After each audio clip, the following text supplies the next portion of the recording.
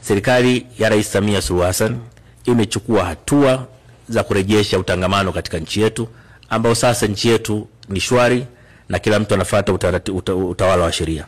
Lakini ni dhamira ya Rais Samia Suluhu Hassan kuhakikisha kwamba tunaanzisha mazungumzo ya maridhiano ili kuhakikisha hata hao wachache wanapata nafasi ya kusikilizwa ili kuwa na taifa lenye amani na umoja na kuendelea kuwa mfano wa utulivu katika Afrika na dunia. Mheshimiwa Mwenyekiti, Rais Samia Suluhu Hassan amenituma niwahakikishieni kwamba nchi yetu ni salama na tulivu na iko tayari kupokea wageni wa aina mbalimbali kutoka duniani kote kwa mafanikio ya nchi zetu zote. Lakini pia nitumie nafasi hii kuwashukuru sana kwa niaba ya Rais Samia Suluhu Hassan viongozi wa SADC waliofanikiwa kufika kwenye siku ya uapisho wa Rais Samia Suluhu Hassan.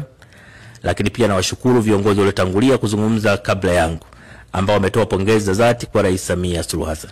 Nataka niwahakikishie